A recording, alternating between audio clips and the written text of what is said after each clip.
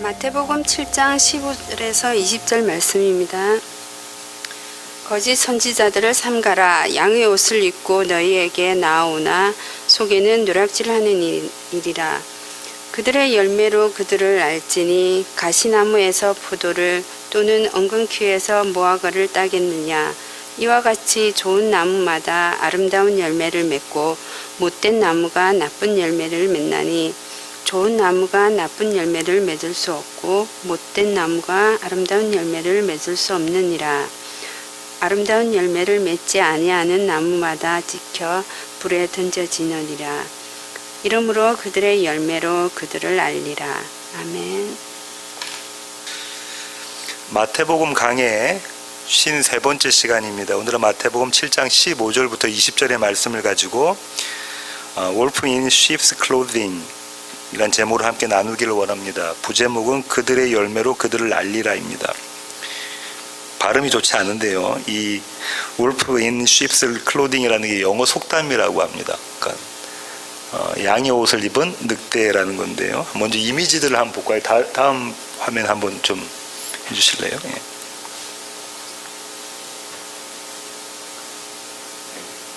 양의 옷을 입은 늑대 그림이 그려져 있죠. 그 다음 화면 또 한번 보시겠습니다. 그 다음 화면 또 한번. 정말로 이 양처럼 생겼는데 이빨만 없으면 양처럼 보이죠. 그다음 이 늑대가 양들 틈에 섞여 있어가지고 누가 양인지 누가 늑대인지 잘 모르는 그림이다. 그 다음 화면. 예.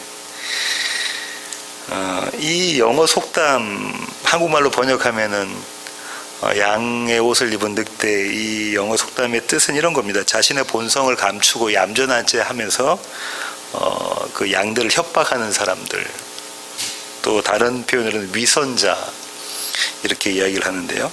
이 속담의 기원에 대해서 두 가지 학설인데, 한 가지 학설은 이솝 우화에 나오는 늑대와 양에 대한 이야기에서 기원한 것이다라고 보는 학설도 있고요. 근데 대부분의 그 학설은 오늘 본문, 예수님께서 말씀하셨던 오늘 본문 마태복음 7장 15절에 있는 이 사건이 예수님의 말씀이 기원이 되어서 이런 속담이 생겼다라고 이야기를 합니다.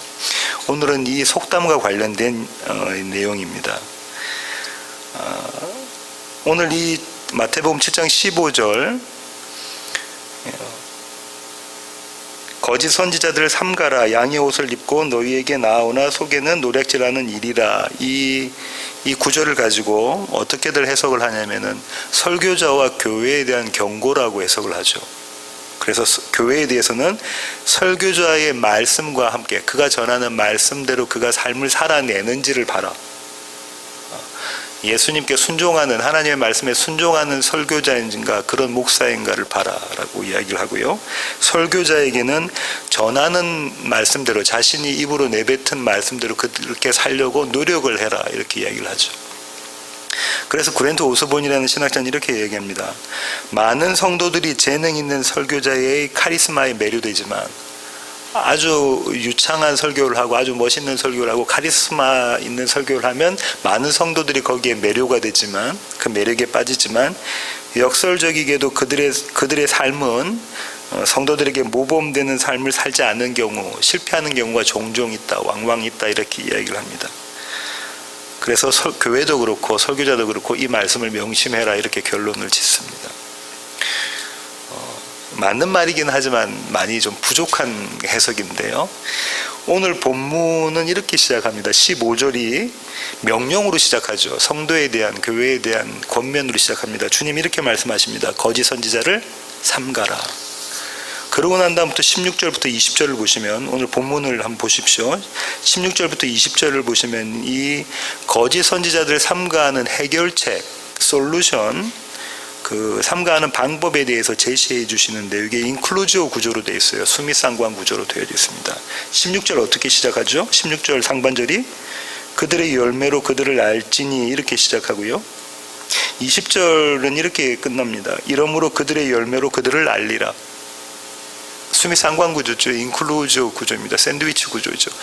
샌드위치의 빵에 해당되는, 겉에 해당되는 게 뭐죠? 그들의 열매로 그들을 알 것이다. 이게 주제고요. 이 안에 있는 내용이 거기에 대한 설명을 하고 있고요. 그 안에 되어 있는 내용은 이런 겁니다. 먼저 예수님께서 16절 하반절에 예시를 주시죠. 가시나무에게서 포도 열매를 얻을 수 없고 은건퀴에서 무화과 열매를 얻을 수 없다라고 먼저 예를 들어서 말씀하시고, 거기에 대한 명제를 주시는 게 17절에 이런 명제를 주십니다. 이와 같이 좋은 나무마다 아름다운 열매를 맺고 못된 나무가 나쁜 열매를 맺나니, 생긴 대로 낸다는 거다, 그죠? 그 다음에 18절에는 그 명제의 역으로 다시 이야기하십니다. 좋은 나무가 나쁜 열매를 맺을 수 없고 못된 나무가 아름다운 열매를 맺을 수 없느니라. 명제와 그 명제의 역을 설명해 주시죠. 우리 속담에 이런 이야기가 있죠. 어떤 겁니까? 콩 심은 데 콩 나고 팥 심은 데 팥 난다. 그런 속담이 있죠. 이 지금 그 인클로지오로 되어져 있는 게 뭘 설명하려고 하는 거냐면, 그러니까 그 열매로 그 나무를 알아본다는 것은 뭘 설명하려고 하는 거냐면, 거짓 선지자를 삼가하는 방법, 그 해결책이 이런 것이다라고, 그거를 지금 설명하려고 하시는 거예요. 15절에 거짓 선지자를 삼가라, 양의 옷을 입고 너에게 나오나 속에는 노략질을 하는 일이 늑대와 같다라고 이야기를 주님께서 하셨죠. 거짓 선지자에 대해서 성경은 무수히 많은 예를 가지고 있습니다. 오늘 예수님이 이렇게 말씀하셨는데 구약부터 신약까지 거짓 선지자에 대해서는 엄청난 많은 예를 가지고 있는데요. 신명기 13장으로 가시겠습니다. 신명기 13장입니다. 좀 긴데요. 1절부터 마지막 절까지 한번 읽어보기를 원합니다. 하나님께서 거짓 선지자에 대해서 어떻게 생각하시는가를 한번 읽어보시겠습니다. 제가 한번 읽어볼게요. 너희 중에 선지자나 꿈꾸는 자가 일어나서 이적과 기사를 내게 보이고 그가 내게 말한 그 이적과 기사가 이루어지고 너희가 알지 못하던 다른 신들을 우리가 따라 섬기자고 말할지라도 너는 그 선지자나 꿈꾸는 자의 말을 청종하지 말라. 이는 너희의 하나님 여호와께서 너희가 마음을 다하고 뜻을 다하여 너희의 하나님 여호와를 사랑하는 여부를 알려하사 너희를 시험하심이니라. 너희는 너희의 하나님 여호와를 따르며 그를 경외하며 그의 명령을 지키며 그의 목소리를 청종하며 그를 섬기며 그를 의지하며 그런 선지자나 꿈꾸는 자는 죽이라. 이는 그가 너희에게 너희를 애굽 땅에서 인도하여 내시며 종되었던 집에서 성령하신 너희의 하나님 여호와를 배반하게 하려 하며 너희의 하나님 여호와께서 내게 행하라 명령하신 도에서 너를 꿰어내려고 말하였습니다. 너는 이같이 하여 너희 중에서 악을 제할지니라. 내 어머니의 아들 곧 내 형제나 내 자녀나 내 품의 아내나 너와 생명을 함께하는 친구가, 대단히 중요하죠. 형제, 자녀, 아내, 친구가 너를 꿰어 이르기를 너와 내 조상들이 알지 못하던 다른 신들 곧 내 사방을 둘러싸고 있는 민족 혹 내게서 가깝든지 내게서 멀든지 땅 이 끝에서 저 끝까지에 이르는 저 끝까지에 있는 민족의 신들을 우리가 가서 섬기자 할지라도 너는 그를 따르지 말며 듣지 말며 긍휼히 여기지 말며 애석히 여기지 말며 덮어 숨기지 말고 너는 용서 없이 그를 죽일 때에 네가 먼저 그에게 손을 대고 후에 뭇백성이 손을 대라. 그는 애굽 땅 종되었던 집에서 너를 인도하여 내신 내 하나님 여호와에게서 너를 꿰어 떠나게 하려 한 자이니 너는 돌로 쳐 죽이라. 그리하면 온 이스라엘이 듣고 두려워하여 이 같은 악을 다시는 너희 중에서 행하지 못하리라. 내 하나님 여호와께서 내게 주어 거주하게 하시는 한 성읍에 대하여 내게 소문이 들리기를 너희 가운데서 어떤 불량배가 일어나서 그 성읍 주민을 유혹하여 이르기를 너희가 알지 못하던 다른 신들을 우리가 가서 섬기자 한다 하거든 너희는 자세히 묻고 살펴보아서 이런 가증한 일이 너희 가운데 있다는 것이 확실한 사실로 드러나면 너는 마땅히 그 성읍 주민을 칼날로 죽이고 그 성읍과 그 가운데 거주하는 모든 것과 그 가축을 칼날로 진멸하고 또 그 속에서 빼앗아 차지한 물건을 다 거리에 모아놓고 그 성읍과 그 탈취물 전부를 불살라 내 하나님 여호와께 드릴지니라. 그 성읍은 영구히 폐허가 되어 다시는 건축되지 아니할 것이라. 너는 이 진멸할 물건을 조금도 내 손에 대지 말라. 그리하면 여호와께서 그의 진노를 그치시고 너를 긍휼히 여기시고 자비를 더하사 내 조상들에게 맹세하심 같이 너를 번성하게 하실 것이라. 네가 만일 내 하나님 여호와의 말씀을 듣고 오늘 내가 내게 명하는 그 모든 명령을 지켜 내 하나님 여호와의 목전에서 정직하게 행하면 이같이 되리라. 이 무시무시한 말씀이시다, 그죠? 신명기 3장에 있는 말씀은 뭐라고 하시냐면 하나님에게서 하나님을 떠나게 하는 자, 그렇게 거짓 증거하는 자 어떻게 하랍니까? 거짓 선지자를 돌로 쳐 죽이고, 그 거짓 선지자들과 함께 했던 그 성읍 자체를, 그 도시 자체를 어떻게 하라죠? 모두 죽여라. 그 안에 있는 가축까지도 죽이고 그 성읍은 불태워버리라. 거기 너희 손대지 마. 다시는 그 성읍을 세워지지 않게 하나님 만드실 것이다. 엄청난 저주의 말씀을 지금 하십니다. 그죠? 이렇게 시작을 합니다. 거짓 선지자에 대해서 구약은 이렇게 시작하고요. 예레미야 14장 14절부터 16절 한번 보시겠습니다.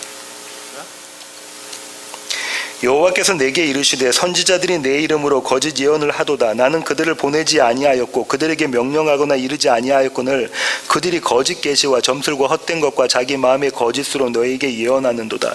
그러므로 내가 보내지 아니하였어도 내 이름으로 예언하여 이르기를 칼과 기근이 이 땅에 이르지 아니하리라. 아는 선지자들에 대하여 여호와께서 이와 같이 말씀하셨노라.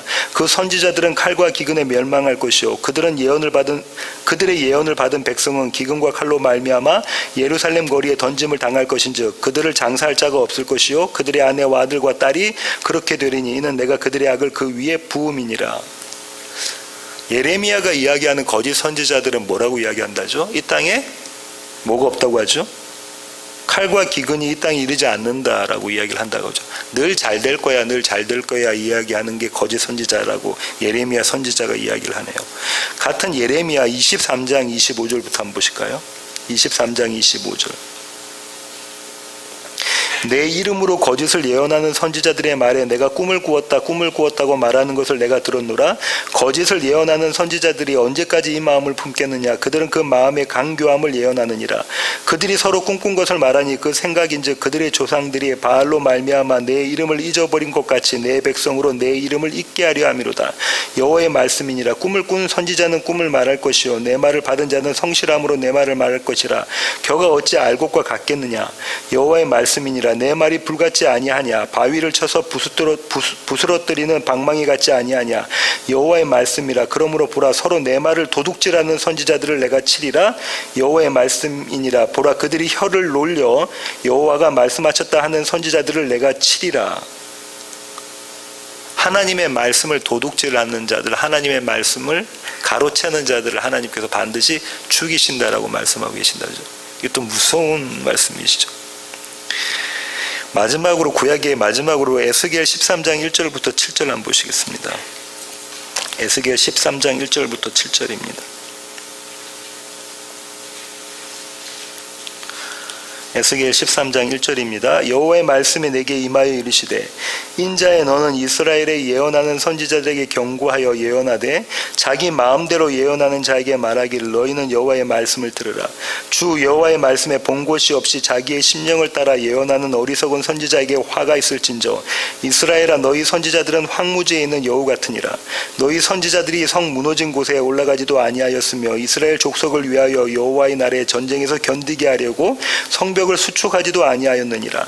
여호와께서 말씀하셨다고 하는 자들이 허탄한 것과 거짓된 점괘를 보며 사람들에게 그 말이 확실히 이루어지기를 바라게 하거니와 그들은 여호와가 보낸 자가 아니라 너희가 말하기는 여호와의 말씀이라 하여도 내가 말한 것이 아닌즉 어찌 허탄한 묵지를 보며 거짓된 점괘를 말한 것이 아니냐. 구약엔 처음부터 마지막까지 거짓 선지자들에 대한 경고를 계속해서 하십니다. 신약도 마찬가지인데요. 마태복음 24장 4절부터 한번 보실까요? 예수께서 대답하여 이르시되 너희가 사람의 미혹을 받지 않도록 주의하라. 많은 사람이 내 이름으로 와서 이르되 나는 그리스도라 하여 많은 사람을 미혹하리라. 난리와 난리 소문을 듣겠으나 너희는 삼가 두려워하지 말라. 이런 일이 있어야 하되 아직 끝은 아니니라. 민족이 민족을 나라가 나라를 대적하여 일어나겠고 곳곳에는 기근과 지진이 있으리니 이 모든 것은 재난의 시작이니라. 그때 사람들이 너희를 환난에 넘겨주겠으며 너희를 죽이리니 너희가 내 이름 때문에 모든 민족에게 미움을 받으리라. 그때 많은 사람이 실족하게 되어 서로 잡아 죽이고 서로 미워하겠으며 거짓 선지자가 많이 일어나 많은 사람을 미혹하겠으며 불법이 성함으로 많은 사람의 사랑이 식어지리라. 주님께서 지금 뭐라고 말씀하시냐면 거짓 선지자들에 대한 경고하시면서 적그리스도의 출현에 대한 말씀을 하고 계시잖아요. 같은 장인데요. 조금만 더 넘기셔서 23절부터 28절 한번 보시겠습니다. 그때 사람이 너에게 말하되 보라 그리스도가 여기 있다 혹은 저기 있다 하여도 믿지 말라. 거짓 그리스도들과 거짓 선지자들이 일어나 큰 표적과 기사를 보여 할 수만 있으면 택하신 자들 또 미혹하리라. 보라 내가 너에게 미리 말하였노라. 그러면 사람들이 너에게 말하되 보라 그리스도가 광야에 있다 하여도 나가지 말고 보라 골방에 있다 하여도 믿지 말라. 번개가 동편에 나서 서편까지 번쩍임같이 인자의 임함도 그러하리라. 죽음이 있는 곳에는 독수리들이 모일 곳이니라. 이것도 마지막 종말의 때의 적그리스도와 거짓 선지자에 대한 말씀이십니다. 사도행전 20장 28절부터 32절 한번 보시겠습니다. 17절을 먼저 보시면요. 바울이 밀레토에서 사람을 에베소로 보내어 교회의 장로들을 청하니, 지금 바울이 교회의 장로들에게, 그러니까 교회 목사들에게 지금 이렇게 권면을 하고 있는 장면입니다. 사도행전 20장 28절입니다. 여러분은 자기를 위하여 또는 온 양떼를 위하여 삼가라. 성령이 그들 가운데 여러분을 감독자로 삼고 하나님이 자기 피로 사신 교회를 보살피게 하셨느니라. 내가 떠난 후에 사나운 이리가 여러분에게 들어와서 그 양떼를 아끼지 아니하며, 오늘 본문의 말씀이죠. 또한 여러분 중에서도 제자들을 끌어 자기를 따르게 하려고 어그러진 말을 하는 사람들이 일어날 줄을 내가 아노라. 그러므로 여러분이 일깨어 내가 3년이나 밤낮 쉬지 않고 눈물로 각 사람을 훈계하던 것을 기억하라. 지금 내가 여러분을 주와 및 그 은혜의 말씀에 부탁하노니 그 말씀이 여러분을 능히 든든히 세우사 거룩하게 하심을 입은 모든 자 가운데 기업이 있게 하시리라. 지금 바울이 뭐라고 이야기하냐면, 바울이 떠나고 난 다음에 그 교회에 있는 목사님들에게 이야기를 하고 있는 거죠. 장로들에게 이야기를 하고 있잖아요. 거짓 증거자, 거짓 선지자들이 일어날 것이다. 너희 가운데도 그런 사람들이 있을 것이다 라고 이야기를 하고, 말씀에 굳건히 서 있어라 라고 바울이 지금 이야기하고 있습니다. 한 군데만 더 보겠습니다. 요한 1서 2장 18절입니다. 요한 1서 2장 18절. 아이들아 지금은 마지막 때라. 적그리스도가 오리라는 말을 너희가 들은 것과 같이 지금 또 많은 적그리스도가 일어났으니 그러므로 우리가 마지막 때인 줄 아노라. 지금 사도 요한이 그의 편지에서 뭐라고 이야기하고 있냐면요, 사도 요한이 있는 그 시대가 뭐라고 하죠? 종말의 때라고 하네요. 왜냐하면 자기 주위에 적그리스도들이 생겼다고 이야기하죠. 예수님께서 마태복음에서 말씀하셨던 그 적그리스도들이 그때 당시에 2000년 전에 사도 요한 당시에 이미 있었다고 이야기를 하는 거잖아요. 이렇게 성경은 처음부터 끝까지, 우리가 신명기부터 요한 1서까지 봤는데 계속해서 적그리스도에 대한 경고, 그 다음에 거짓 선지자들에 대한 경고의 말씀을 하고 계십니다. 예수님은 이 거짓 선지자를 누구라고 말씀하셨는가 한번 보시겠습니다. 마태복음 23장 13절부터 15절입니다. 마태복음 23장 13절부터 15절. 화 있을진저 외식하는 서기관들과 바리새인들이여, 너희는 천국 문을 사람들 앞에서 닫고 너희도 들어가지 않고 들어가려 하는 자도 들어가지 못하게 하는도다.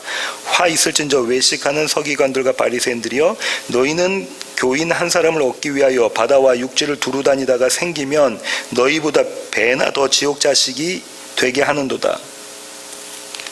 지금 주님께서 거짓 선지자를 누구라고 말씀하시는 건가요? 서기관과 바리새인이라고 이야기하시죠. 그들이 자기도 천국에 안 들어가고 다른 사람들도 천국에 들어가지 못하게 그 문을 막고 있다, 이렇게 이야기를 하고 계십니다. 그럼 이 거짓 선지자들은 이 세상이 만들어질 때부터 이 세상에 마칠 때까지 늘 우리와 함께 있는 자들이 거짓 선지자들이란 얘기인 거예요. 거짓 선지자들입니다. 오늘 본문으로 다시 돌아오셔서 마태복음 7장으로 오시면요, 7장 15절이 거짓 선지자들 삼가라라고 돼 있잖아요. 이건 어떤 전제가 있냐면, 거짓 선지자가 있으면 어떤 선지자가 또 있다는 얘기죠?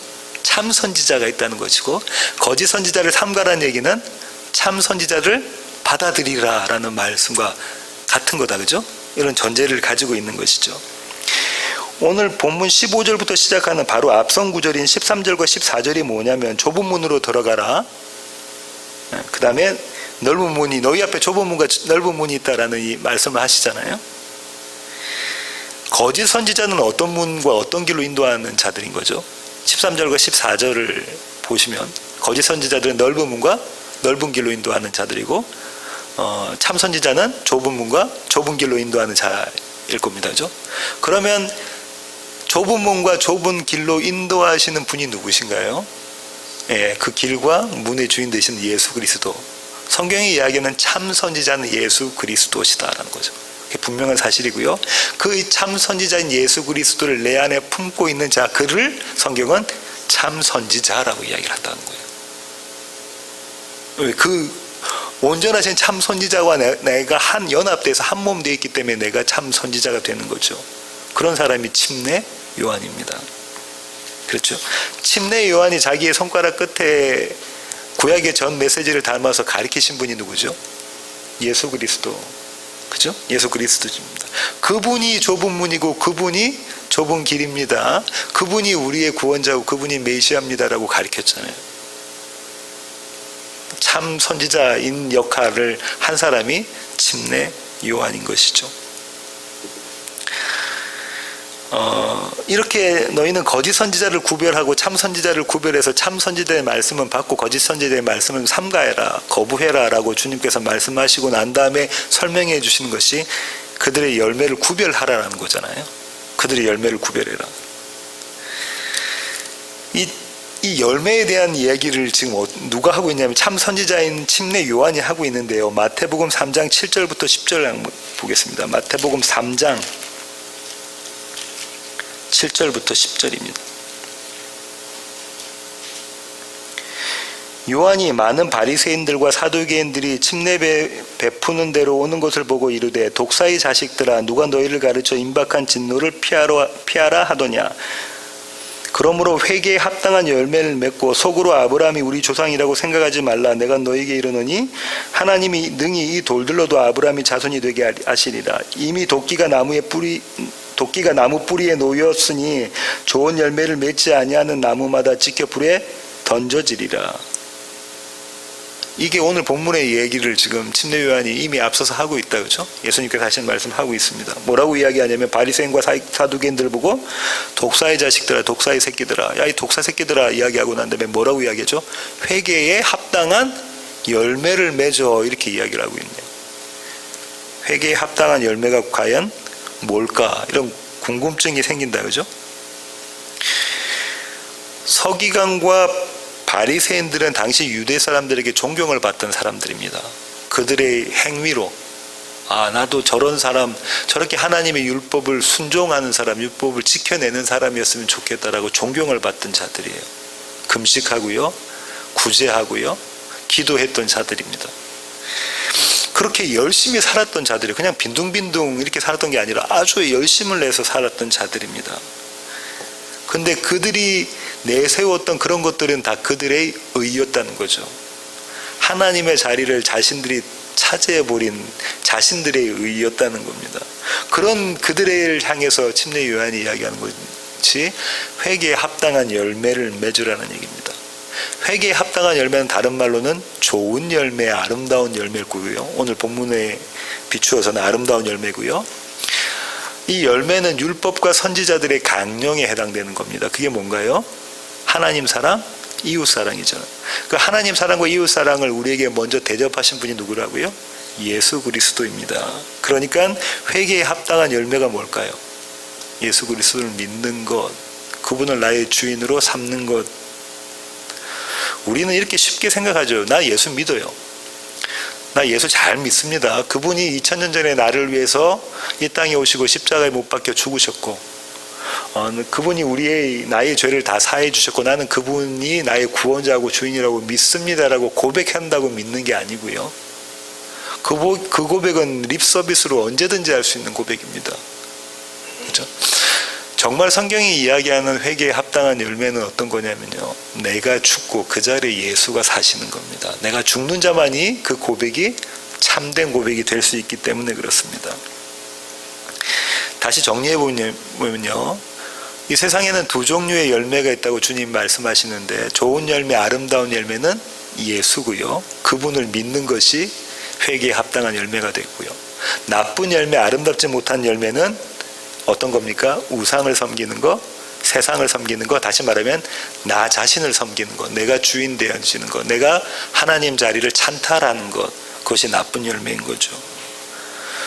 이 두 열매를 주님께서 구별해 주시고 이제 너희가 이 두 열매를 보고 누가 거짓 선지자인지 누가 참 선지자인지 구별해 내라라고 말씀을 하시는 거잖아요. 그럼 이렇습니다. 참 선지자는 전하는 말씀에서 누가 선포되어져야 될까요? 예수 그리스도가 선포되어져야 됩니다. 이 저와 여러분이 가지고 있는 이 성경 66권은 하나님의 약속이죠. 그것을 우리는 옛 언약, 새 언약에서 구약, 신약이라고 이야기를 합니다. 그죠? 이 하나님의 약속은 그 시작이 언제였냐면 창세전이었죠. 에베소서 1장 4절에서 5절을 보면 뭐라고 말씀하시냐면 예수 안에서, 창세전에 예수 안에서 택하신 자들을, 예수를 통해서 그들을 내가 하나님 앞에서 거룩하고 흠이 없는 자들로 세워내겠다라는 거잖아요. 이게 약속의 시작이죠. 약속의 마침은 언제 이루어졌죠? 십자가상에서 주님께서 말씀하시죠. 뭐라고 말씀하십니까? 테텔레스타이, 다 이루었다라고 말씀하시죠. 약속의 시작과 마침이 되신 분이 예수 그리스도다 이거죠. 그러면 참 선지자가 선포해야 되는 말씀은 항상 뭡니까? 약속의 전부가 예수 그리스도입니다를 선포하는 그런 설교자가 참 선지자인 거죠. 예수 외에 다른 것을 선포하면 안 됩니다. 그런데 많은 이 땅의 설교자들이 예수 믿는 것, 그 예수는 기본이고 그 위에 무엇을 더 쌓으라고 이야기를 합니다. 선한 행위, 또 열심, 헌신 이런 것들을 해라라고 주문을 하죠. 성도들에게 주문합니다. 성경은 그것들을 그렇게 말씀하시는 분들을 거짓 선지자라고 이야기를 하는 겁니다. 갈라디아서 2장 19절부터 21절 한번 보시겠습니다. 갈라디아서 2장 19절부터 21절입니다. 내가 율법으로 말미암아 율법에 대하여 죽었나니 이는 하나님에 대하여 살려 함이라. 바울이 기가 막힌 이야기를 하고 있는데요. 바울은 율법의 대가였습니다. 그 율법을 몸소 실천했던 자죠. 자기의 생명을 다해서 율법을 실천했던 자가 이렇게 이야기를 하죠. 내가 율법으로 말미암아 율법에 대하여 죽었나니. 그 율법 때문에 내가 죽었다고 이야기를 하죠. 그 율법이라는 것은 어떤 거냐면 내가 자기 열심을 내서 나의 의로 삼는 것, 그것 때문에 내가 죽었는데 이제는 하나님에 대하여 살려 함이라. 내가 그리스도와 함께 십자가에 못 박혔나니 그런즉 이제는 내가 사는 것이 아니요 오직 내 안에 그리스도께서 사시는 것이라. 이제 내가 육체 가운데 사는 것은 나를 사랑하사 나를 위하여 자기 자신을 버리신 하나님의 아들을 믿는 믿음 안에서 사는 것이라. 바울이 이렇게 이야기하죠. 나는 어떻게 됐죠? 죽었다라고. 나는 십자가상에서 죽었다라는 거죠. 그 나의 죽음이 있어야지만 누가 사신다는 거예요. 예수의 사심이 내 안에 이루어진다는 거잖아요. 예. 그냥 나 예수 믿습니다라고 이야기하는 그게 아니라 2000년 전에 이 땅에 오셨던 그분, 내가 그분을 구원자로 믿습니다. 성경에 그렇게 나와 있으니까 그 사실 내가 믿습니다로 믿는 것 갖고 되는 게 아니라는 거. 그건 객관적인 사실이잖아요. 그걸로가 되는 게 아니라 바울이 지금 뭐라죠? 네가 예수와 함께 2000년 전에 십자가에서 네가 죽어야 돼. 그래야 그 자리에 예수가 사실 수 있는 것이야. 이게 하나님의 은혜야. 이렇게 바울이 지금 이야기를 하고 있는 겁니다. 저와 여러분이 죽는 그 자리에 예수님이 사실 수 있다고요. 이야기하고 있는 거죠. 한 군데 더 보겠습니다. 골로새서 2장으로 가보겠습니다. 골로새서 2장 12절부터입니다. 너희가 침례로 그리스도와 함께 장사되고 또 죽은 자들 가운데서 그를 일으키신 하나님의 역사를 믿음으로 말미암아 그 안에서 함께 일으키심을 받았느니라. 또 범죄와 육체의 무할례로 죽었던 너희를 하나님이 그와 함께 살리시고 우리의 모든 죄를 사하시고 우리를 거스르고 불리하게 하는 법조문으로 쓴 증서를 지우시고 제하여 버리사 십자가에 못 박으시고 통치자들과 권세들을 무력화하여 드러내어 구경거리로 삼으시고 십자가로 그들을 이기셨느니라. 그러므로 먹고 마시는 것과 절기나 초하루나 안식일을 이유로 누구든지 너희를 비판하지 못하게 하라. 이것들은 장래 일의 그림자이나 몸은 그리스도의 헛것이니라. 아무도 꾸며낸 겸손과 천사 숭배를 이유로 너희를 정죄하지 못하게 하라. 그가 그 본 곳에 의지하여 그 육신의 생각을 따라 헛되이 과장하고 머리를 붙들지 아니하는지라. 온몸이 머리로 말미암아 마디와 힘줄로 공급함을 받고 연합하여 하나님이 자라게 하심으로 자라느니라. 너희가 세상의 초등학문에서 그리스도와 함께 죽었거든 어찌하여 세상에 사는 것과 같이 규례에 순종하느냐. 곧 붙잡지도 말고 맛보지도 말고 만지지도 말라 하는 것이니 이 모든 것은 한때 쓰이고는 없어지리라. 사람의 명령과 가르침을 따르느냐. 이런 것들은 자의적 숭배와 겸손과 몸을 괴롭게 하는 데 지혜 있는 모양이나 오직 육체 따르는 것을 금하는 데는 조금도 유익이 없느니라. 바울이 지금 뭐라고 이야기하냐면 예수 외에 다른 것을 선포하고 그걸 가리키는 그건 모두 다 꽝이다라는 이야기하고 있는 거예요. 그건 거짓 선지자다 그 얘기하고 있는 거잖아. 오직 예수만 드러나야 되는데 예수 외에 거기에 덧붙여서 무언가 다른 걸 전하는 건 그건 다 거짓이다. 거짓 선지자다. 이 얘기하고 있네. 바울은 어느 정도의 엘리트였냐면요. 당대에 가장 유명한 가마리엘의 문화생이었고요. 그의 수제자였고요. 율법에 그러면은 정통한 자죠. 그리고 그는 로마 시민권자였고요. 헬라 문학, 헬라의 철학까지 다 공부했던 자죠. 그래서 한때는 바울이 복음을 선포하려고 헬라의 철학을 인용해가지고 막 하잖아요. 거기서 자기의 실패를 경험하잖아요. 그러고 난 다음에 이렇게 이야기를 하는 거죠. 다 내가 해보니까 그거 전부 다 아무것도 아니야. 꽝이야. 이 얘기를 지금 하고 있는 것입니다. 결론적으로는 참 선지자는 무엇만 전해야 된다고요? 예수 그리스도만 전해야 된다. 그게 말씀의 선포고요. 그건 지식으로 우리에게 다가옵니다. 그죠? 또 한 가지는 참 선지자는 매일의 삶에서 예수 그리스도가 고백되어져야 됩니다. 이 자리에 앉아 계신 저와 여러분은 이미 충분히 말씀을 들어서 예수 그리스도만이 우리의 구원자고 강단에서는 예수 그리스도만이 선포되어야 된다는 사실을 익히 잘 알고 있어요. 근데 중요한 거는 뭐냐면요. 우리의 삶에서 예수 그리스도만이 선포되어지는 고백되어지는 삶을 살고 있느냐라는 겁니다. 에베소서 4장 13절 한번 보실까요? 에베소서 4장 13절입니다. 우리가 다 하나님의 아들을 믿는 것과 아는 일에 하나가 되어 온전한 사람을 이루어 그리스도의 장성한 분량이 충만한 데까지 이르리니. 지금 바울이 에베소 교회에 있는 성도들에게 뭐라고 말하냐면 우리가 다 뭐 하는 것과 뭐 하는 것이 하나가 돼서 믿는 것과 아는 일에 하나가 돼요. 이게 하나라는 얘기잖아요. 믿는 것과 아는 것이 하나라는 얘기예요. 이게 어떤 거냐면 이런 거죠. 히브리 사람들에게서 아는 거는 자기가 경험한 거잖아요. 그죠? 자기가 경험한 것이면 그게 믿을 수 있는 거예요. 자기가 경험 안 한 거, 머리로만 있는 거는 믿는다고 이야기하지만 믿지 못하는 거고요. 자기가 경험한 것만 우리가 믿을 수 있는 거죠. 이게 하나가 되어져야 된다는 겁니다. 그럼 우리가 하나님의 말씀을 배우고 하나님의 말씀을 듣고 또 하나님의 말씀을 가르치고 그것이 그 하나님의 말씀이 우리의 삶 가운데서 우리의 삶 전체로 고백되어져야 된다는 거예요. 예수가 주인이고 나는 아무것도 아닙니다 라는 것이 고백되어져야 된다는 이야기죠. 아까도 말씀드린 것처럼 내가 죽는 자리에 예수가 사실 수 있습니다. 내가 죽지 않는 자리에는 예수가 사실 수 없습니다. 부활은 십자가 다음에 일어나는 거죠. 사실상 동시에 일어나는 겁니다. 내가 죽는 자리 그 자리에 예수가 사시는 자리인 거예요. 우리 예수 믿습니다. 예수님 나의 주인입니다. 하고 막 눈물 흘리고 노래 불러도 내가 죽는 자리에 내가 정말 죽었습니다. 나땡입니다. 아무것도 아닙니다라고 고백할 수 없으면 그건 내 안에 예수가 사시는 게 아니라는 얘기인 거예요.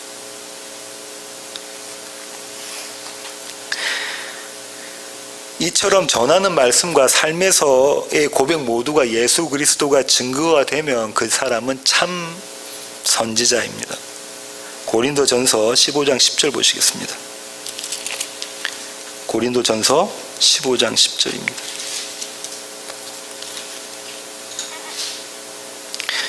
바울이 이런 고백을 합니다. 그러나 내가 나 된 것은 하나님의 은혜로 된 것이니 내게 주신 그의 은혜가 헛되지 아니하여 내가 모든 사도보다 더 많이 수고하였으나 내가 한 것이 아니요 오직 나와 함께 하신 하나님의 은혜로라. 바울이 엄청나게 수고했잖아요. 모든 사도들보다 더 수고했는데, 내가 열심을 냈는데 그게 다 내 열심 아니고 하나님의 일하심, 하나님의 열심이었더라라고 고백을 하잖아요. 이 바울의 고백이 어떤 고백이냐면요, 나는 죽었다의 고백인 거죠. 입술로 이야기하는 게 아니라 그냥 겸손한 이렇게 모양 떨려고 그렇게 하는 게 아니라, 지금 바울이 진정으로 이야기하는 고백이 뭐냐면, 내가 열심을 내고 다 했지만 이게 내게 아니고 하나님의 열심이었다라고 고백하는 거잖아요. 내가 죽은 자가 예수가 그 자리에 사시는 이 장면인 거죠. 바울의 이 고백은 목사만의 고백일까요? 여기 서 있는 저만의 고백인가요? 아닙니다. 목사만이 아니라 모든 성도, 교회, 우리 모두의 고백입니다. 그죠? 그러면 만약에 저와 여러분이 예수 그리스도와 참으로 연합했다면 우리 모두는 다 참 선지자인 거죠. 참 선지자인 겁니다. 오늘 예수님께서 마태복음 7장에서 오늘 읽으셨던 본문의 마지막 절에 뭐라고 말씀하시냐, 마지막 절 앞에 19절에 뭐라고 말씀하시냐면요, 이렇게 말씀하시죠. 마태복음 7장 19절 한번 보시겠습니다. 아름다운 열매를 맺지 아니하는 나무마다 찍혀 불에 던져지느니라. 이거 수동태죠. 신적 수동태라고 문학적으로는, 신학적으로는 이야기하는데요. 디바인 패시브 보이스라고 이야기합니다. 하나님이 그렇게 하시겠다는 거예요. 어떤 자들?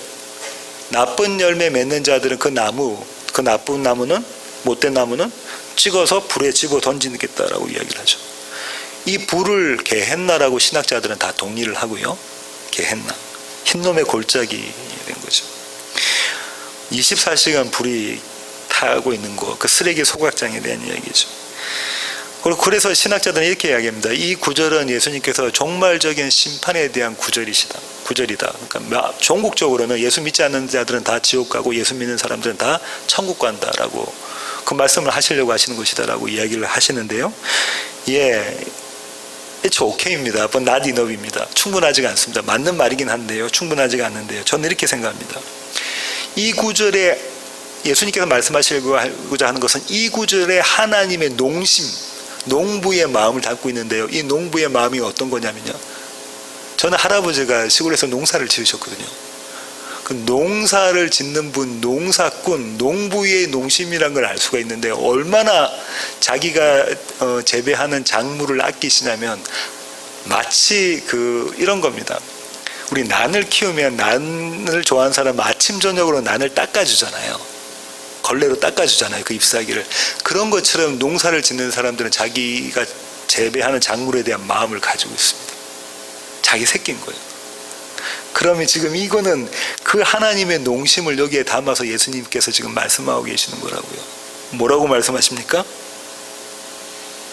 아끼는 나무마다 뭐 하겠다는 거예요? 가지치기 하지. 동전의 한 면은요, 예수 믿지 않는 자, 그 안에 거짓 말씀이 있는 자들은 찍어서 불에 던져서 영원한 불구덩이에 넣겠다라는 말씀과 동시에, 우리 안에 거짓 선지자의 말씀을 받은 그 부분, 우리 안에 나쁜 열매는 어떻게 하시겠다는 거예요? 찍어서 그건 불에 넣어 가지치기를 하시겠다는 거예요. 가지치기 왜 하죠? 가지치기 왜 합니까? 나무를 살리려고 하죠. 좋은 열매를 맺게 하려고 하는 거죠. 이 하나님의 사랑이 여기에 담겨져 있다는 겁니다. 요한복음 15장 1절부터 6절 보시겠습니다. 요한복음 15장 1절부터 6절입니다. 아주 오래전 요한복음 강의 시간에 말씀을 드렸는데요. 요한복음 15장 1절입니다. 나는 참 포도나무여 내 아버지는 농부라. 물은 내게 붙어있어 열매를 맺지 아니하는 가지는 아버지께서 그것을 제거해 버리시고, 무릇 열매를 맺는 가지는 더 열매를 맺게 하려 그것을 깨끗하게 하시느니라. 너희는 내가 일러준 말로 이미 깨끗하여졌으니 내 안에 거하라. 나도 너희 안에 거하리라. 가지가 포도나무에 붙어있지 아니하면 스스로 열매를 맺을 수 없음같이 너희도 내 안에 있지 아니하면 그러하리라. 나는 포도나무요 너희는 가지라. 그가 내 안에 내가 그 안에 거하면 사람이 열매를 많이 맺나니 나를 떠나서는 너희가 아무것도 할 수 없음이라. 사람이 내 안에 거하지 아니하면 가지처럼 밖에 버려져 마르나니 사람들이 그것을 모아다가 불에 던져 사르느니라. 너희가 내 안에 거하고 내 말이 너희 안에 거하면 무엇이든지 원하는 대로 구하라. 그리하면 이루리라. 이게 그 유명한 농부 되시는 하나님의 가지치기에 대한 이야기잖아요. 나쁜 열매가 뭐랬냐면 서기관과 바리새인의 의가 나쁜 열매잖아요. 내가 주인 되는 그것. 그것이 내 안에 있을 때 주님 어떻게 하신다? 그것이 내 안에 있다는 얘기는 뭐냐면 내가 참 포도나무와 내가 한 몸이 아니라는 거예요. 그 부분을 잘라내시겠다는 겁니다. 그 부분을 잘라내시겠다는 거죠. 하나님은 우리를 살리시기 위해서 반드시 이 가지치기를 하십니다. 이것이 은혜가 되어야 됩니다. 저는 오늘 설교의 결론을 한 여자와 또 한 남자를 소개하는 것으로 맺으려고 하는데요. 먼저 한 여자의 이야기를 하겠습니다. 이 여자는 자기 민족을 배신한 여자. 이 여자는 창녀였던 여자고요. 이 여자의 이름은 기생 라합입니다. 여호수아 2장 1절부터 21절입니다. 여호수아 2장. 눈의 아들 여호수아가 시팀에서 두 사람을 정탐꾼으로 보내며 이르되 가서 그 땅과 여리고를 엿보라 하며 그들이 가서 라합이라 하는 기생의 집에 들어가 거기서 유숙하더니 어떤 사람이 여리고 왕에게 말하여 이르되 보소서 이 밤에 이스라엘 자손 중에 몇 사람이 이 땅을 정탐하러 이리로 들어왔나이다. 여리고 왕이 라합에게 사람을 보내어 이르되 내게로 와서 내 집에 들어간 그 사람들을 끌어내라. 그들은 이 온 땅을 정탐하러 왔느니라. 그 여인이 그 두 사람을 이미 숨긴지라. 이르되 과연 그 사람들이 내게 왔었으나 그들이 어디에서 왔는지 나는 알지 못하였고 그 사람들이 어두워 성문을 닫을 때쯤 되어 나갔으니 어디로 갔는지 내가 알지 못하나 급히 따라가라. 그리하면 그들을 따라 잡으리라 하였으나 그가 이미 그들을 이끌고 지붕에 올라가서 그 지붕에 벌려놓은 3대에 숨겼더라. 그 사람들은 요단 나루터까지 그들을 쫓아갔고 그들을 뒤쫓는 자들이 나가자 곧 성문을 닫았더라. 또 그들이 눕기 전에 라합이 지붕에 올라가서 그들에게 이르러 말하되 여호와께서 이 땅을 너희에게 주신 줄을 내가 아노라. 우리가 너희를 심히 두려워하고 이 땅 주민들이 다 너희 앞에서 간담이 녹나니 이는 너희가 애굽에서 나올 때에 여호와께서 너희 앞에서 홍해 물을 마르게 하신 일과 너희가 요단 저쪽에 있는 아모리 사람의 두 왕 시온과 옥에게 행한 일 곧 그들을 전멸시킨 일을 우리가 들었음이니라. 우리가 듣자 곧 마음이 녹았고 너희로 말미암아 사람이 정신을 잃었나니 너희의 하나님 여호와는 위로는 하늘에서도 아래로는 땅에서도 하나님이시니라. 그러므로 이제 청하노니 내가 너희를 선대하였은즉 너희도 내 아버지 집을 선대하도록 여호와로 내게 맹세하고 내게 증표를 내라. 그리고 나의 부모와 나의 남녀 형제와 그들에게 속한 모든 사람을 살려주어 우리 목숨을 죽음에서 건져내라. 그 사람들이 그에게 이르되 네가 우리의 이 일을 누설하지 아니하면 우리의 목숨으로 너희를 대신할 것이요 여호와께서 우리에게 이 땅을 주실 때에는 인자하고 진실하게 너를 대우하리라. 라합이 그들을 창문에서 줄로 달아내리니 그의 집이 성벽 위에 있으므로 그가 성벽 위에 거주하였습니다. 라합이 그들에게 이르되 두렵건대 뒤쫓는 사람들이 너희와 마주칠까 하노니 너희는 산으로 가서 거기서 사흘 동안 숨어 있다가 뒤쫓는 자들이 돌아간 후에 너희의 길을 갈지니라. 그 사람들이 그에게 이르되 네가 우리에게 서약하게 한 이 맹세에 대하여 우리가 허물이 없게 하리니 우리가 이 땅에 들어올 때에 우리를 달아내린 창문에 이 붉은 줄을 매고 내 부모와 형제와 내 아버지의 가족을 다 내 집에 모으라. 누구든지 내 집 문을 나가서 거리로 가면 그의 피가 그의 머리로 돌아갈 것이요 우리는 허물이 없으리라. 그러나 누구든지 너와 함께 집에 있는 자에게 손을 대면 그의 피는 우리의 머리로 돌아오려니와 내가 우리의 이 일을 누설하면 내가 우리에게 서약하게 한 맹세에 대해 우리에게 허물이 없으리라. 라합이 이르되 너희의 말대로 할 것이라 하고 그들을 보내어 가게 하고 붉은 줄을 창문에 매니라. 이러고 난 다음에 이스라엘 백성들은 여리고성을 점령하게 되죠. 그 점령하는 정복할 때에 여호수아가 이스라엘 모든 군사들에게 명령을 내릴 때 딱 했던 한마디가 있는데요. 보시겠습니다. 여호수아 6장 25절입니다. 17절부터 먼저 보시겠습니다. 이 성과 그 가운데 있는 모든 것은 여호와께 온전히 바치되 기생 라합과 그 집에 동거하는 자는 모두 살려주라. 이는 우리가 보낸 사자들을 그가 숨겨주었음이니라. 이렇게 여호수아가 그의 군사들에게 명령을 하고요. 그 다음 25절 보시면 여호수아가 기생 라합과 그의 아버지의 가족과 그에게 속한 모든 것을 살렸으므로 그가 오늘까지 이스라엘 중에 거주하였으니 이는 여호수아가 여리고를 정탐하려고 보낸 사자들을 숨겼음이더라. 이쯤 되면 우리는 이 기생 라합의 믿음에 대해서 이렇게 바라보잖아요.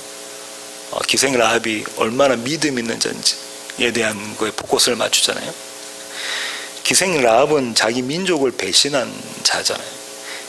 세상적인 눈에 봤을 때 정말 나쁜 자잖아요. 우리나라 같으면 옛날에 친일파들 같은 나라를 팔아먹은 자들이잖아요. 그런데 성경은 다른 관점으로 보는데요. 기생 라합이 이 정탐꾼들에게 뭐라고 이야기했냐면 이렇게 이야기합니다. 다시 여호수아 2장 9절로 가보실까요?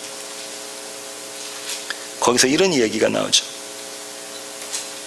우리가 너희를 심히 두려워하고 이 땅 주민들이 다 너희 앞에서 간담이 녹나니. 기생 라합만 겁을 먹은 게 아니고요. 그 성에 있는 여리고 성에 있는 모든 사람들이 다 어떻대요? 겁을 먹었다고. 이 이스라엘 군대가 자기 아들 앞에 왔는 걸 보고 기생 라합뿐만 아니라 모든 사람들이 다 겁을 먹었다. 여호와 앞에서 벌벌 떨고 있더라라는 얘기입니다.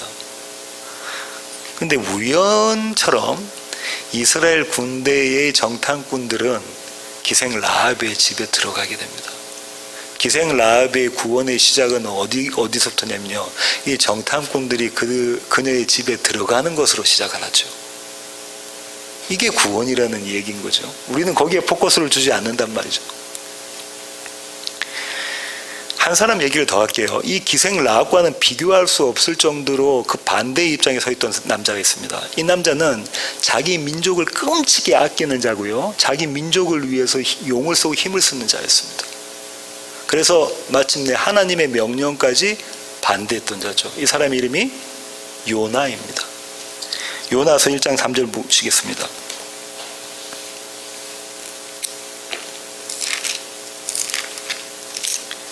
요나서 1장 3절입니다. 1절부터 제가 한번 읽어보겠습니다. 여호와의 말씀이 아미떼의 아들 요나에게 임하니라. 이르시되 너는 일어나 저 큰 성읍 니느웨로 가서 그것을 향하여 외치라. 그 악독이 내 앞에 상달되었음이니라 하시니라. 그러나 요나가 여호와의 얼굴을 피하려고 일어나 다시스로 도망하여 욥바로 내려갔더니 마침 다시스로 가는 배를 만난지라. 여호와의 얼굴을 피하여 그들과 함께 다시스로 가려고 뱃삭을 주고 배에 올랐더라. 세상은 이 기생 라합은 싫어하고 기생 라합에 대해서는 점수를 주지 않지만 이 요나에 대해서는 엄청난 점수를 줄 겁니다. 왜 그러냐면 이 니느웨 성은 아수르의 수도였죠. 이 아수르는 이스라엘을 매번 침공하고 침략해서 노략질을 했던 나라고요. 나중에는 종국에는 북이스라엘을 집어삼킨 나라였잖아요.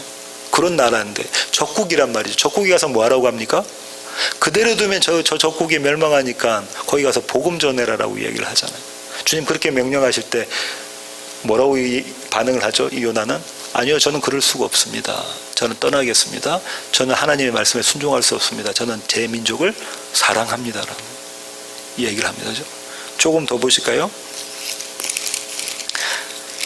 4장 1절부터 요나서 4장 1절부터 3절 한번 보실게요. 3장 10절부터 보시겠습니다. 하나님이 그들이 행한 것 곧 그 악한 길에서 돌이켜 떠난 것을 보시고 하나님이 뜻을 돌이켜서 그들에게 내리리라고 말씀하신 재앙을 내리지 아니하시니라. 요나가 매우 싫어하고 성내며 여호와께 기도하여 이르되 여호와여 내가 고국에 있을 때 이러하겠다고 말씀하지 아니하였나이까? 그러므로 내가 빨리 다시스로 도망하였사오니 주께서는 은혜로우시며 자비로우시며 노하기를 더디하시며 이내가 크시사 뜻을 돌이켜 재앙을 내리지 아니하시는 하나님이신 줄 내가 알았음이니이다. 여호와여 원하건대 이제 내 생명을 거두어 가소서. 사는 것보다 죽는 것이 내게 나음이니이다 하니. 요나가 지금 하나님께 뭐라고 대들고 있냐면요. 주님이 니느웨 성의 사람들을 구원하신 것을 제가 도저차가 용납할 수 없습니다라고 이야기하죠. 내 민족의 적국인 저 아수르 니느웨 사람들을 주님께서 구원하신 것을 내가 도대체가 용납할 수가 없습니다. 그러니 내 생명 거두어 주십시오.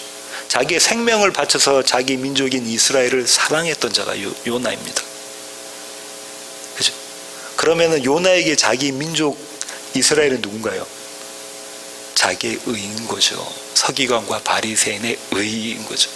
그걸 위해서 용을 썼던 자였던 겁니다.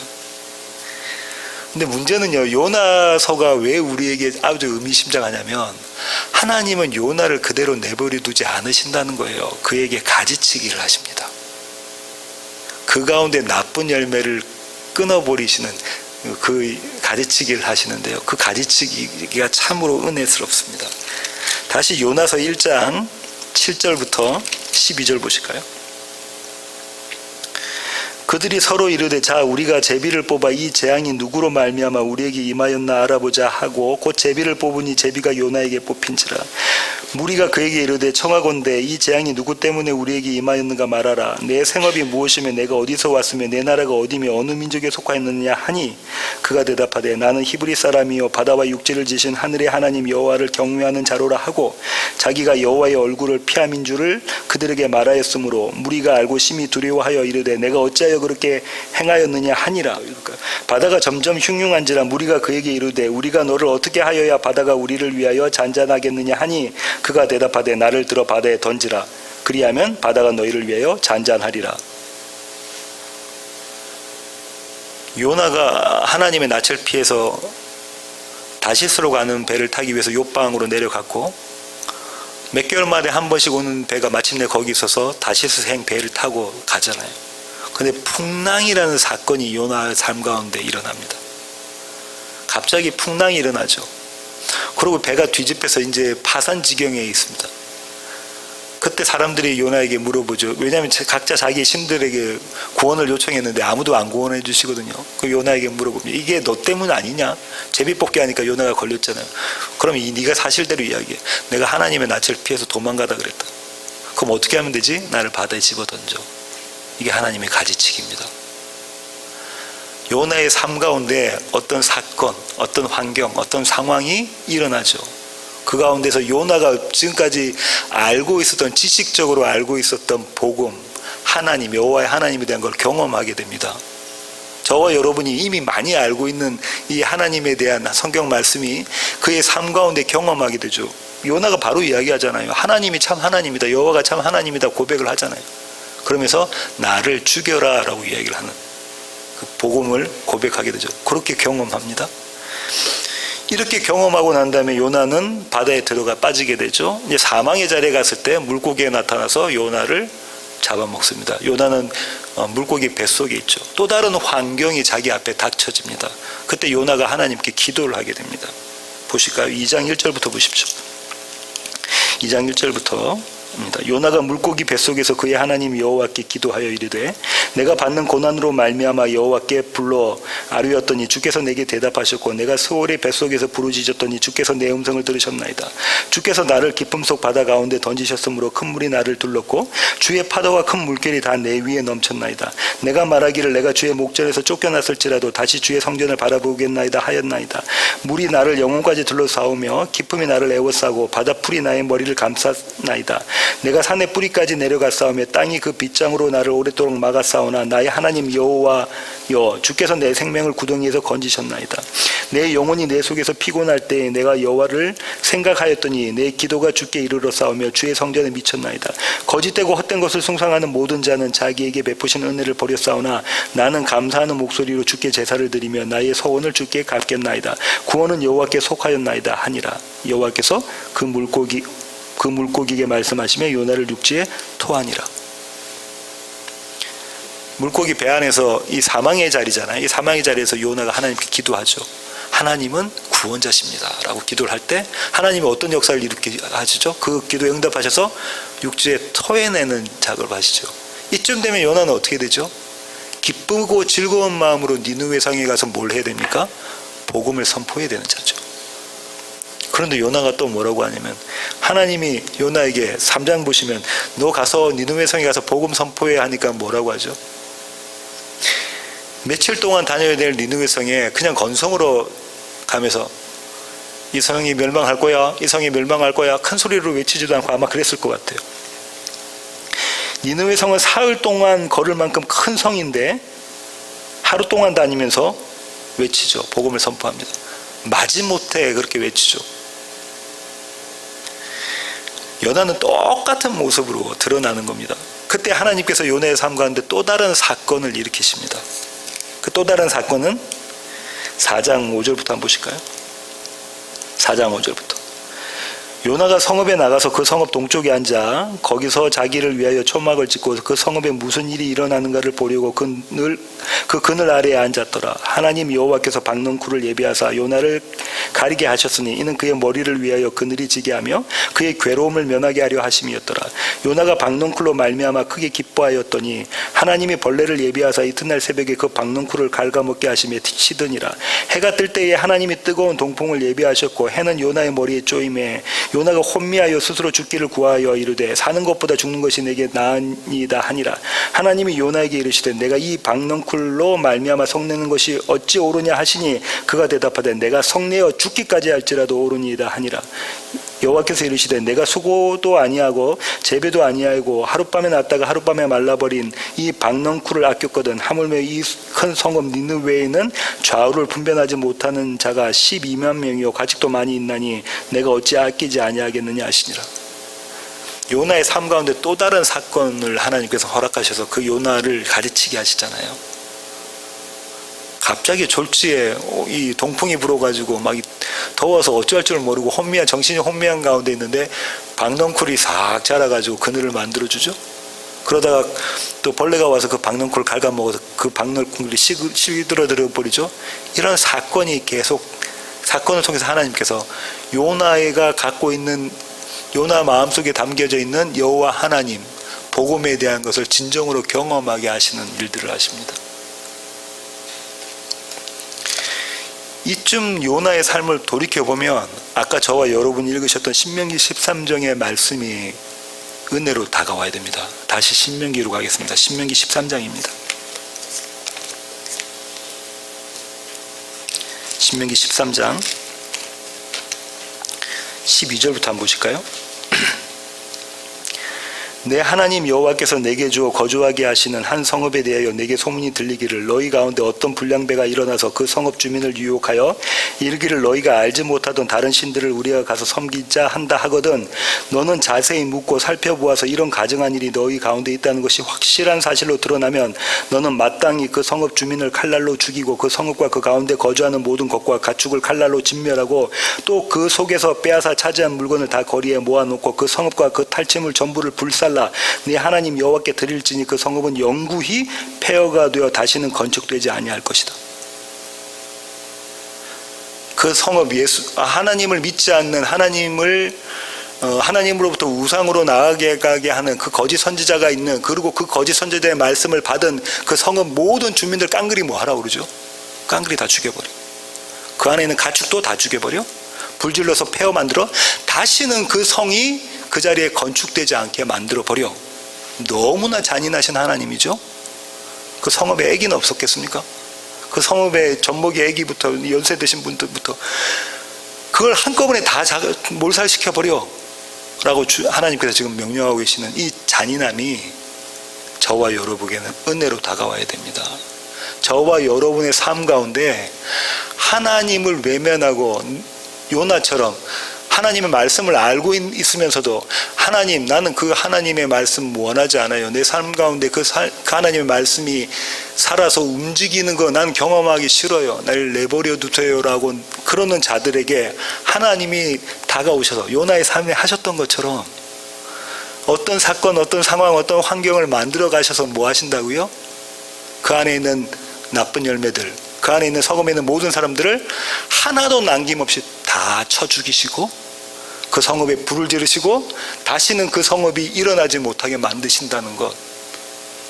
내가 주인 돼서 서기관과 바리새인의 의의를 자랑 삼는 나를 그렇게 죽이신다는 것. 그 자리에 예수 그리스도의 참 예루살렘 성을 세우신다는 것. 이게 은혜입니다.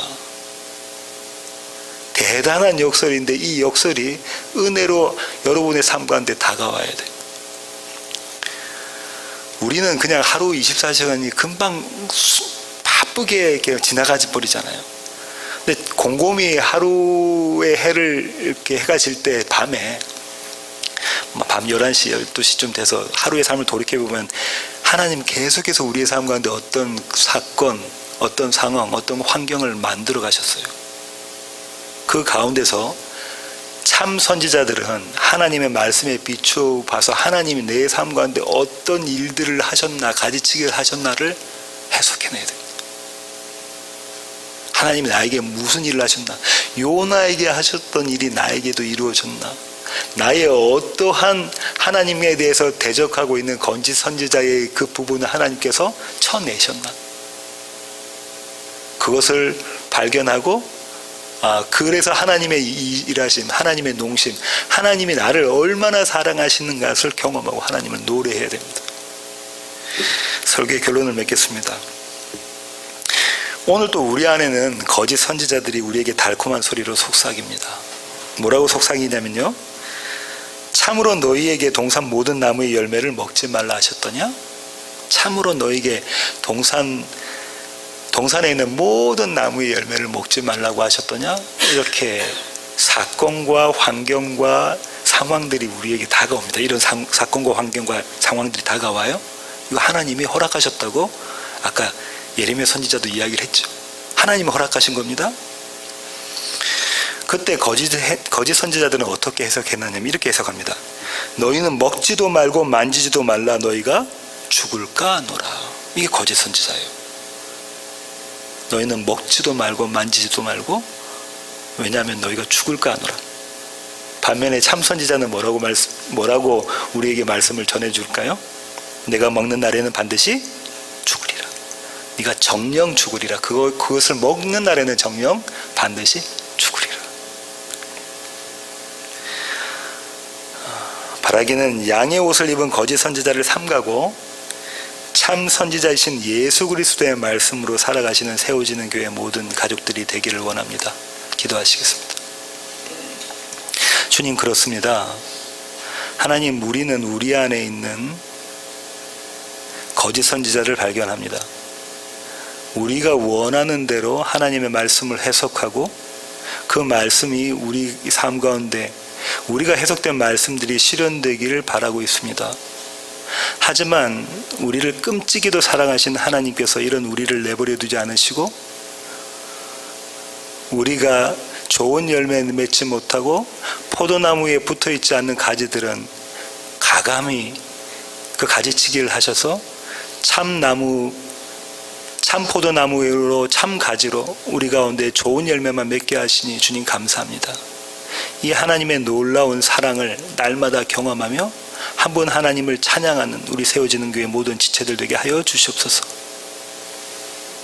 이제는 우리 주 예수 그리스도의 놀라우신 구원의 은혜와 하늘 아버지의 크고 극진하신 사랑과 우리 안에 내주하셔서 우리 안에 있는 참 선지자의 말씀을 듣게 하시며 날마다 좋은 열매를 맺게 하시는 성령님의 충만하심이 이제 주님 앞에 머리 숙인 세워지는 교회 모든 지체들 머리 위에 이제로부터 영원토록 함께 하시기를 예수 그리스도의 귀하신 이름으로 간절히 축원하옵나이다. 아멘.